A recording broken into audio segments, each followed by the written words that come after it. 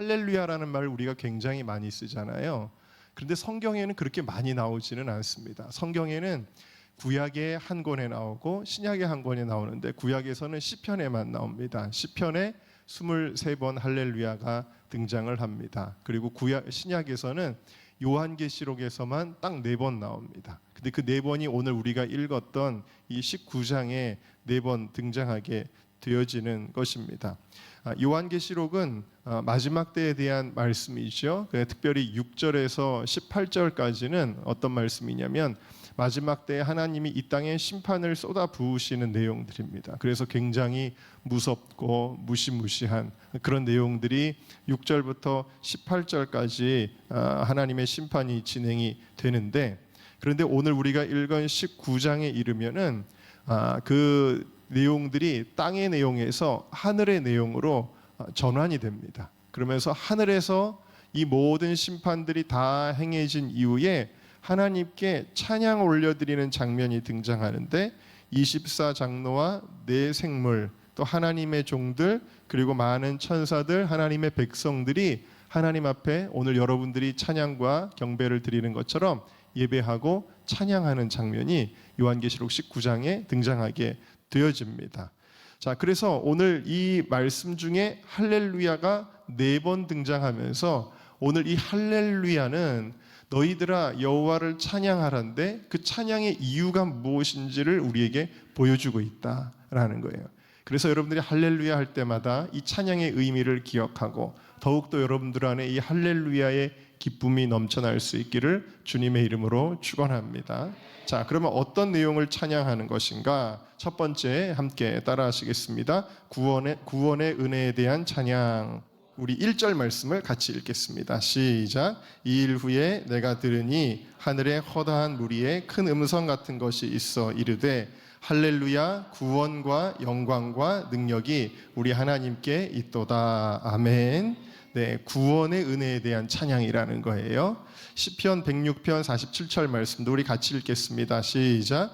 여호와 우리 하나님이여 우리를 구원하사 열방 중에서 모으시고 우리로 주의 성호를 감사하며 주의 영예를 찬양하게 하소서. 아멘. 그래서 우리의 찬양의 이유 중에 첫 번째는 뭐냐면 하나님이 나를 구원해 주셨구나. 이것이 우리 찬양의 첫 번째 이유가 되는 것입니다. 지옥에 갈 수밖에 없는 우리들을 십자가에서 죄값을 다 치르신 은혜를 생각하면, 나 때문에 예수님이 아프셨던 것을 기억하면, 그러나 나는 모든 고통과 사망으로부터 자유케 되고 구원해 주신 그 은혜를 생각하면 여러분 하나님 앞에 찬양할 수밖에 없는 줄로 믿습니다.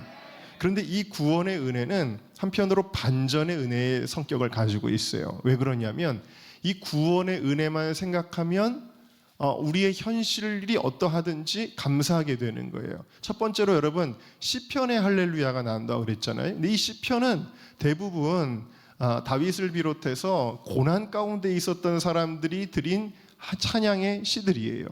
그러니까 막 삶이 평탄하고 형통하고 성공하고 그런 가운데서 할렐루야 찬양한 것이 아니라 다 어떤 상황이냐면은 쫓기고 죽음의 위기를 겪고 배고프고 춥고 굶주리고 너무나도 어렵고 힘든 상황인데 그 가운데서 할렐루야가 나와요. 왜냐하면 하나님이 나를 구원해 주시기 때문에.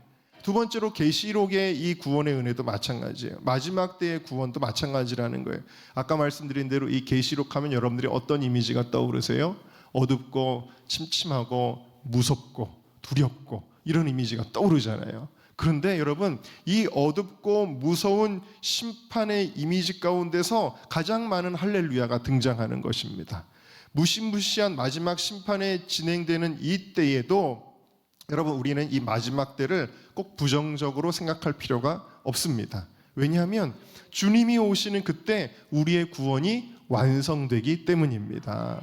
우리에게는 구원의 때, 믿지 않는 자들에게는 심판의 때지만 우리에게는 구원의 때니까 그 어두운 시기같이 보여도 우리에게는 할렐루야가 나오게 되어지는 줄로 믿습니다. 자, 그래서 여러분들 항상 시편의 삶 가운데 할렐루야, 또 요한계시록의 삶 가운데 할렐루야 할 수 있기를 주님의 이름으로 축원합니다. 자, 두 번째 함께 따라합시다. 공의의 심판에 대한 찬양.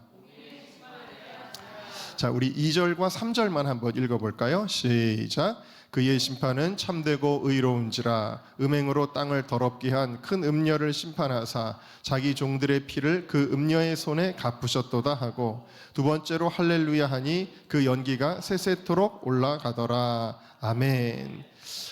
무엇이에요? 하나님이 심판하시는 것을 찬양하고 있어요. 심판은 나쁜 거 아니에요? 심판은 부정적인 내용들 아닙니까? 왜 심판을 찬양할까요? 여러분, 과거에 우리나라가 일제치하에서 너무나도 많은 고난을 당했는데 미국이 일본에다가 원자폭탄 2방을 날렸습니다. 그래서 일본이 심판을 당하죠.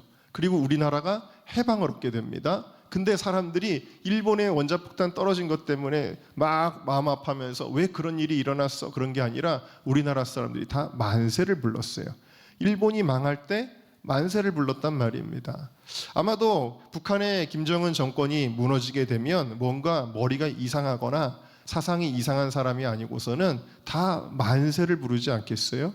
정말 우리나라가 복음으로 통일되기를 바라면서 만세를 부르지 않겠습니까? 마찬가지입니다. 여러분, 이 세상 성경에서는 바벨론으로 상징되는 마귀의 세력, 마귀의 권력이 그 마귀의 권력에 의해서 하나님의 백성들이 얼마나 많은 고난을 당하며 하나님의 이름이 회방을 받습니까? 그런데 17장, 18장에서 이 세상의 정치, 종교, 문화, 역사, 즉 바벨론에 대한 하나님의 마지막 심판이 있었습니다. 그리고 이제 그 심판이 다 끝나자 사람들이, 하나님의 백성들이 할렐루야 찬양을 하는 거예요. 드디어 저 큰 성 바벨론이 무너졌도다. 하나님을 회방하고 하나님의 백성들을 핍박했던 저 큰 성 바벨론이 무너졌도다 하며 할렐루야를 하게 되어지는 것입니다. 여러분, 하나님께서 자신의 마지막 심판을 통하여 우리를 향한 참되심과 의로우심을 나타내시기 때문이다라는 사실이에요. 여러분, 이 세상을 살아갈 때 얼마나 부조리한 세상의 역사를 보면서 얼마나 많은 질문을 했습니까? 하나님, 어찌하여 악인들이 형통하고 의인들이 고난받습니까? 제가 지금도 기억나는데, 제가 군 생활하러 이제 미군 부대 처음에 딱 들어갔을 때 고참이 극장에 저를 데리고 갔어요. 그런데 영어로 되어 있는 영화가 나오지 자막이 나오지 않는 거예요. 그래서 한참 2시간 동안 무슨 소리인지도 모르고 영화를 봤어요. 그래서 하나도 못 알아듣고 2시간 내내 생각했던 게 뭐냐면 그 영화의 제목이었는데, 그 영화의 제목이 Unperfect World라는 거였어요. 이 세상은 부조리한 걸로 가득 차 있다라는 거예요.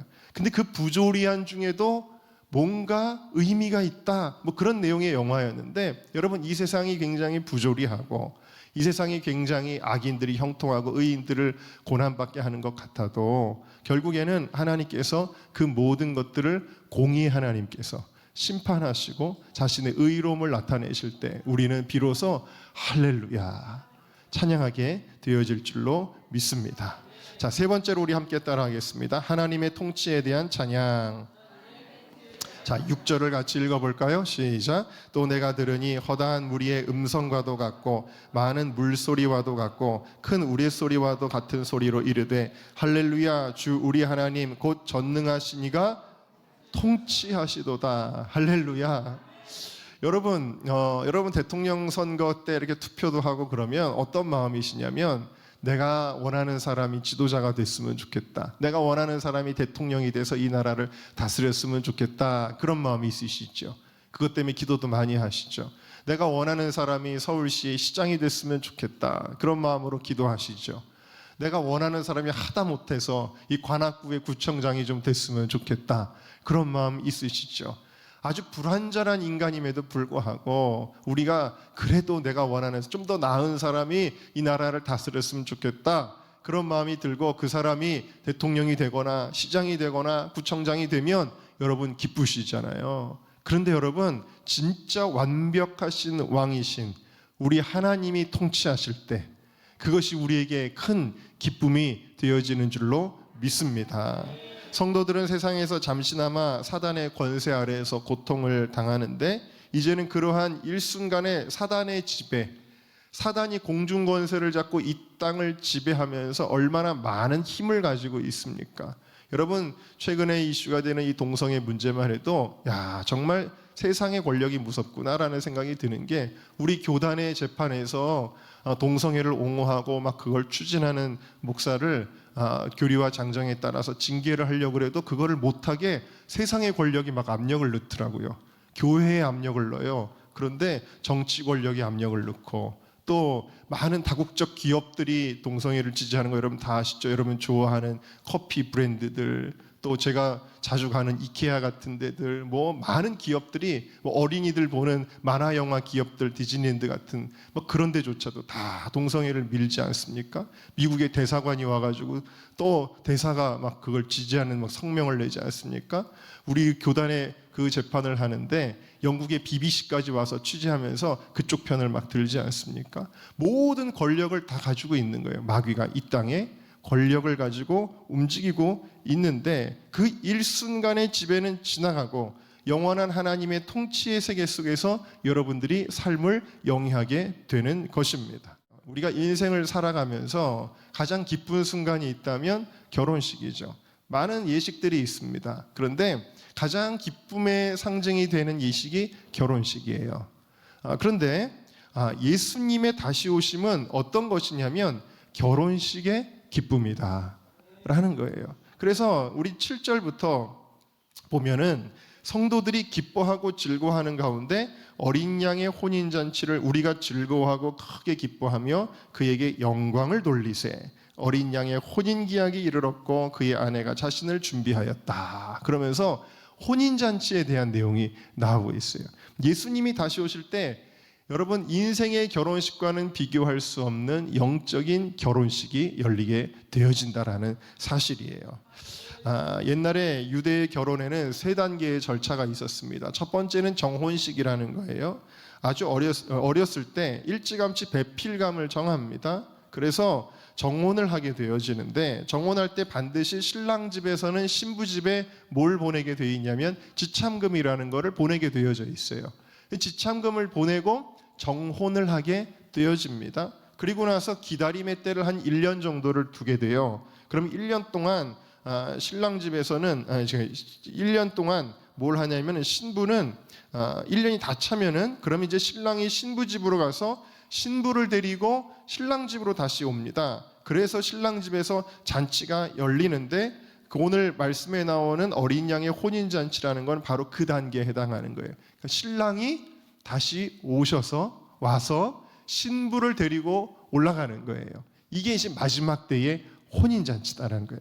예수님 우리의 신랑이신 줄로 믿습니다. 여러분들은 예수님의 신부인 줄로 믿습니다. 그 예수님이 다시 오셔서 여러분들 신부를 데리고 하늘로 가서 혼인잔치가 열리게 되어지는 거예요. 자, 그 기쁨이 있는데 여러분 우리가 주님과 정혼을 한 줄로 믿습니다. 에베소서 1장 4절을 보면은 우리가 언제 정혼했냐면 창세 전에 이미 우리를 선택하셨다 그랬어요. 여러분 믿어지십니까?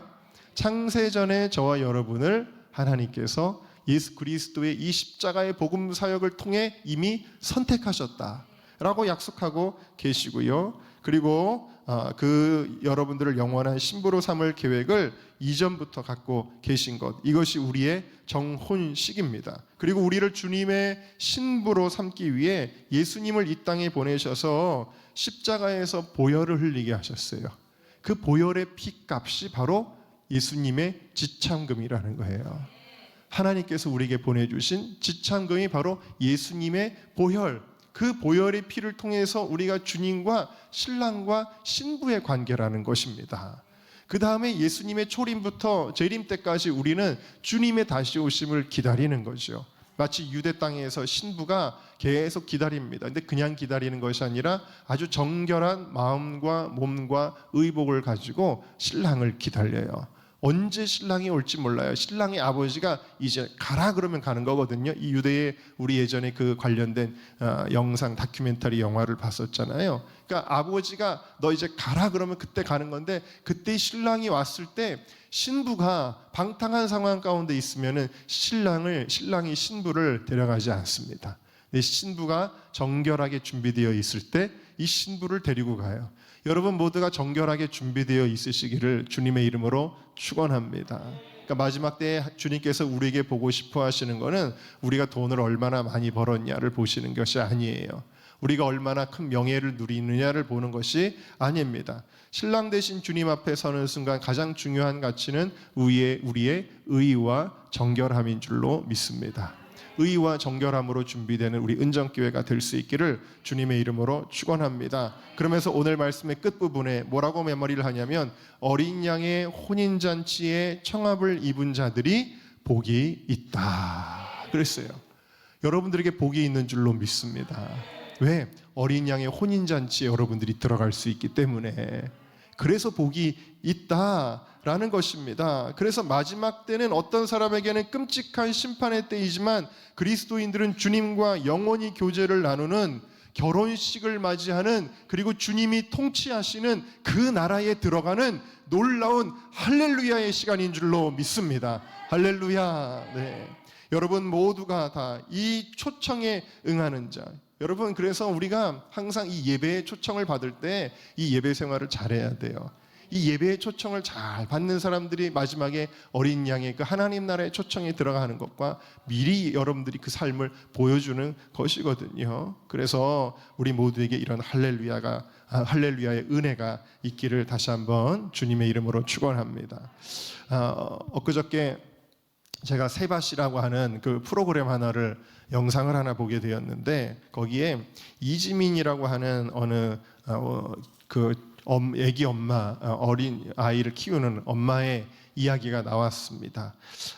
굉장히 이제 회사 생활도 힘들고 아이들 키우는 것도 힘든데 아이 둘을 키우는데 첫 번째 아이가 좀 병을 앓아서, 그래서 굉장히 이제 많은 힘든 일들이 있는데 병원에서 치료가 잘 안 돼서 병원에서 더 이상 치료하는 거를 내려놨어요. 내려놓고 정말 삶에 너무 갈등이 많고 힘든 것들이 너무 많고 고민이 많아서 무작정 회사도 그냥 때려치고 이 아이와 함께 길을 찾아서 길을 걸어야 되겠다, 이런 그냥 엉뚱한 마음이 들어서 갑자기 어느 날 아이를 깨워서 옷을 입히고 비행기표를 끊어가지고 그 순례길로 유명한 그 스페인의 산티아고라고 하는 그 순례길을 그냥 무작정 떠나게 됩니다. 그 좀 몸이 안 좋은 좀 고쳐지지 않은 어떤 병을 가진 큰 아이와 함께 그 길을 떠나게 됩니다.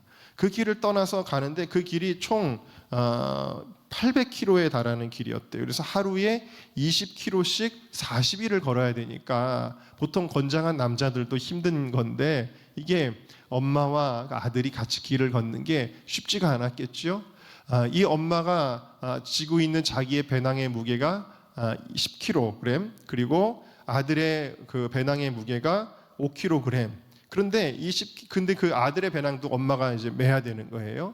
자, 10kg에 5kg에 15kg인데 그것만 있는 게 아니라 이 아이가 아직 너무 연약하고 조금만 힘들어도 칭얼대고 힘들다 그러고 막 그러니까 이 아이도 짐이 되는 거예요. 그래서 이분의 고백에 의하면 나는 총 20kg짜리 아들까지 짐을 지고 나는 그 길을 걸어야 했다, 그렇게 표현을 하고 있습니다. 근데 그렇게 이제 걸어가다가 어느 날 하루치인 20km를 다 걷고 나서 완전히 뻗었는데 마을에 도착을 했어요. 그런데 그 마을에 잠잘 수 있는 숙소가 하나도 없는 거예요. 그래서 알아보니까 더 한참을 걸어가야 거기에 이제 잘 수 있는 숙소가 비어 있는 것이었습니다. 그래가지고 이제 도저히 이제 걸을 수가 없고 이 아들이 또 걸을 수가 없고 그러니까 거기 주변에 이렇게 걷고 있는 사람들한테 좀 택시를 잡아달라고, 어떻게 하면 택시를 잡을 수 있냐고 택시를 좀 잡아달라고 부탁을 했더니 걷고 있던 한 남자 청년들 3명이 있었는데 그들 중에 하나가 뭐라고 얘기하냐면 여기 건장한 남자가 3명이나 있는데 왜 택시를 불러요? 그러면서 자기들의 배낭을 다 누군가 이렇게 한 명씩 메고는, 그리고 한 사람이 번갈아 가면서 이분의 아들을, 큰 아들을 무등을 태워가지고 업고 걸어가기 시작하더라는 거예요. 그걸 보는데 옆에서 안절부절하고 너무 미안하고, 아이고 나 같은 사람, 모르는 사람에게 이렇게 호의를 베풀다니, 그러면서 마음이 너무 막 고맙기는 한데 너무 미안한 상태로 그렇게 한참을 걸어가는데 이 3명의 정말 이름도 모르는 남자가 자기 아들을 무등을 태워가지고 번갈아가면서 이렇게 이고 가더라는 거예요. 그래서 한참을 걸어가지고 드디어 원하는 숙소까지 3시간을 넘게 걸어서 도착을 했습니다. 그래서 어떻게 하면 이 은혜를 갚을까? 어떻게 하면 이 호의를 갚을 수 있을까? 그 마음이 너무 가득해가지고 너무나 고맙다 그러면서 내가 어떻게 이걸 은혜를 갚아야 될지 모르겠어요. 제가 뭘 좀 해드릴까요? 막 이러고 묻는데 그 남자 청년이 이렇게 대답을 하더라는 거예요. 뭐라고 대답을 하냐면 It's fun. 나는 이거 즐거웠어요. 라고 대답을 하더라는 거예요. 그게 무슨 소리지? 내가 지금 잘못 들었나? 지금 고생을 하면서 우리 아들 때문에 왔는데 즐거웠다고? 아니요, 우리는 이것을 즐겼어요. 라고 대답을 하더라는 사실입니다.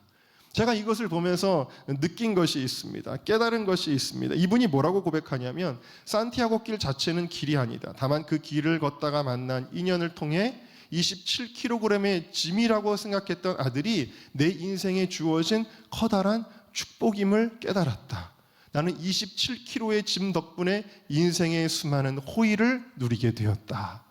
여러분, 오늘 주님의 일을 하면서 정말 저도 이렇게 보면은 열심히 일하는 우리 사역자들, 또 열심히 헌신하는 우리 성도들, 또 열심히 헌신하는 저 아름다운 우리 청년들을 보게 되어집니다. 그런데 여러분, 주일을 열심히 하는 것을 외부에서는 열정페인이 하면서 베베 꼬인 말로 비꼬는 사람들도 있지요. 또 실제로 주일 하는 것을 우리가 그저 짐으로 여길 때가 있어요. 예배는 왜 이렇게 많아? 기도는 왜 이렇게 많이 시켜? 왜 또 교회에서 이런 봉사를 시켜? 힘들어 죽겠는데 나는 깔끔하게 예배만 드리고 가고 싶은데 막 그러는 사람들도 있는지 모릅니다. 그러나 여러분, 진짜 주님을 아는 사람들은요, 이것이 즐거운 거예요. 이것이 짐이 아니에요. 이것은 하나님 앞에 행복한 일이라는 것을 깨닫게 되어집니다. 여러분, 주님이 우리에게 맡겨주신 사명을 감당할 때 그것이 우리에게 순간순간 짐이 아니라 주님과 함께하는 행복인 줄로 믿습니다.